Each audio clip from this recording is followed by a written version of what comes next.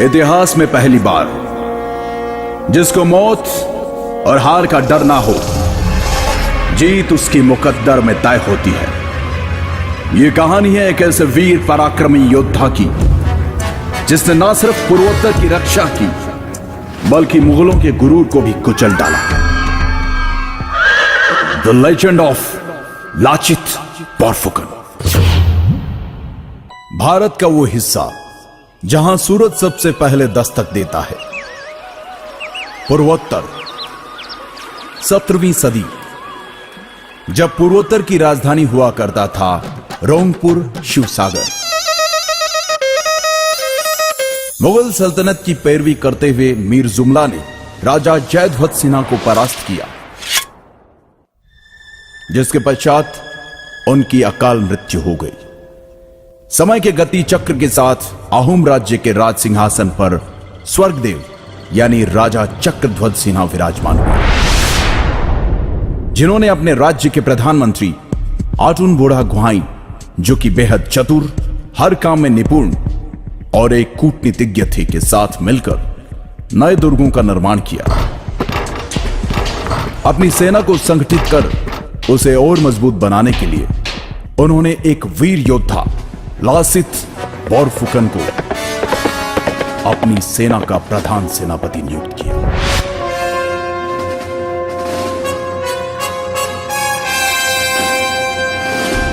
जो कि ऊपरी असम के पहले बोरबरुआ मोमाई तामुली बोरबरुआ के बेटे थे।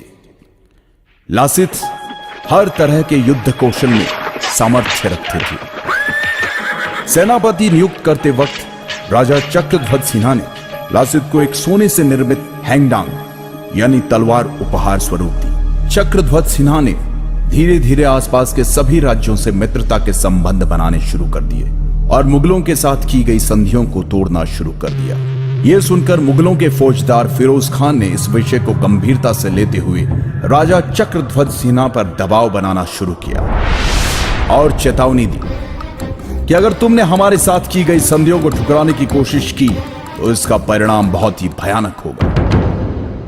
उधर इन बातों की परवाह किए बगैर प्रधानमंत्री आटुन बुढ़ा गुहाई और प्रधान सेनापति लासित बोरफुकन ने मिलकर पहले छोटी छोटी जगहों पर और फिर अगस्त 1667 को गुवाहाटी पर भी फतह हासिल कर ली, जिसके तहत मुगलों को पीछे हटने पर मजबूर होना पड़ा। और तब राजा चक्रध्वज सिन्हा ने कहा था, अब मैं सुकून से 2 मुट्ठी चावल खा पाऊंगा। वहीं दिल्ली में बैठे मुगल सल्तनत के बादशाह औरंगजेब को जब इस बात का पता चला तो वो बौखला गया और 19 दिसंबर 1667 को एक विशाल सेना जिसमें 5000 बंदूकधारी, 1000 से अधिक तोपें, नावों का एक बड़ा बेड़ा, 30,000 पैदल सैनिक, 15,000 तीरंदाज और 18,000 तुर्की घुड़सवार शामिल थे, जिसकी कमान उसने राम सिंह के हाथ में देकर कहा, जाओ और जो भी हमारे सामने सर उठाने का साहस करे उसे कुचल डालो। फरवरी 1669 को राम सिंह रंगामाटी आ गया और अपनी विशाल सेना के साथ उसने फिर से गुवाहाटी पर कब्जा कर लिया। तब लाचित ने कहा था कि यह बड़े ही दुख की बात है कि मेरे प्रधान सेनापति रहते हुए मेरा देश भयंकर समस्या से जूझ रहा है। मैं अपने राजा और प्रजा को कैसे इस संकट से मुक्त करूं? कैसे मैं अपने पूर्वजों के मान और सम्मान की रक्षा करूं?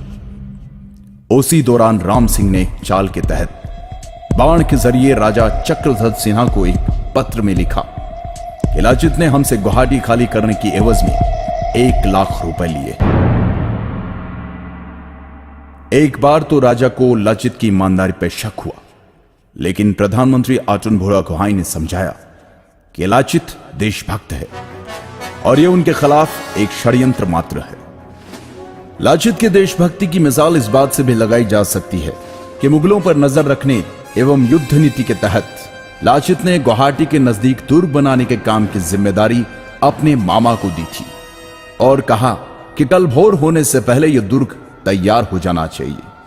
मामा ने कहा, आप निश्चिंत होकर आराम करें, सुबह तक काम हो जाएगा। आधी रात को लाचित की बेचैनी बढ़ गई। उनसे रहा नहीं गया और वो दुर्ग का काम देखने चले आए। उन्होंने वहां जाकर देखा तो सारे मजदूर और मामा सो रहे थे। यह देखकर लासित की आंखों में खून उतर आया और उन्होंने गुस्से से मामा को उठाकर कहा, मामा, मैंने आपको कहा था कि काम रात भर में हो जाना चाहिए। दुश्मन हमारी मां की छाती पे खड़ा है, लेकिन बावजूद इसके आप आराम की नींद सो रहे थे। यह देखकर मामा लड़खड़ाते हुए बोला, माफी चाहूंगा, काम करते करते कब नींद लग गई मुझे पता ही नहीं चला। मैं अभी मजदूरों से कहकर काम शुरू करवा देता हूं। परंतु लाचित के सब्र का बांध टूट चुका था। गद्दार, मुल्क से बढ़कर मेरा मामा नहीं हो सकता, कहते हुए मामा की गर्दन धड़ से अलग कर दी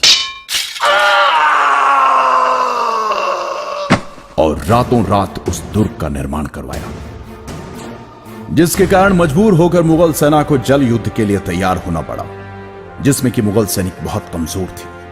इधर बहुत तेज बुखार से जूझ रहे लाचित को अर्जुन बुढ़ागुहाई ने कहा कि तुम्हारी तबीयत बहुत खराब है, इस हालत में तुम युद्ध पर नहीं जा सकते। फिर भी लासित युद्ध के लिए गए और शुरू हुआ सराय घाट का ऐतिहासिक युद्ध, द बैटल ऑफ सराय घाट। लेकिन क्योंकि लाचित के पास सेना बहुत कम थी, इसलिए लाचित की सेना हारने लगी, युद्ध छोड़कर पीछे हटने लगी।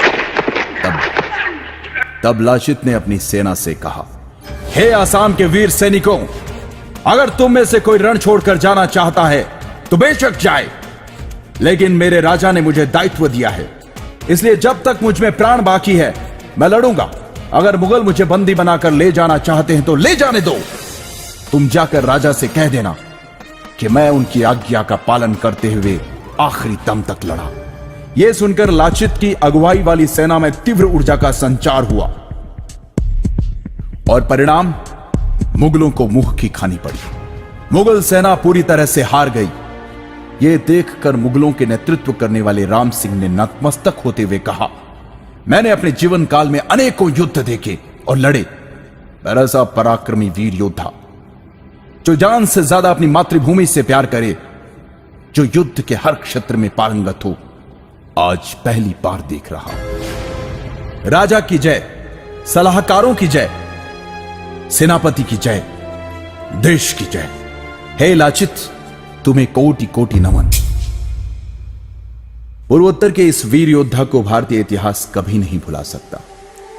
सराय घाट युद्ध विजय प्राप्त करने के 1 साल बाद लंबी बीमारी के चलते इस महान योद्धा का स्वर्गवास हो गया। 1672 में स्वर्गदेव राजा उदय आदित्य सिंघा ने जोरहाट से 16 किलोमीटर दूर हुलुमपाड़ा में लाचित मैदान का निर्माण करवाया। लाचित बोरफुकन की वीरता और सराय घाट की लड़ाई में असमिया सेना की जीत के उपलक्ष्य में हर साल 24 नवंबर को असम राज्य में लाचित दिवस मनाया जाता है। राष्ट्रीय रक्षा अकादमी के सबसे अच्छे कैडेट को लाचित बोरफुकन स्वर्ण पदक से सम्मानित किया जाता है। वतन के लिए अपने प्राणों की परवाह न करने और असम के इतिहास के निर्माण की नींव कहलाए जाने वाले ऐसे महान योद्धा को शत शत प्रणाम।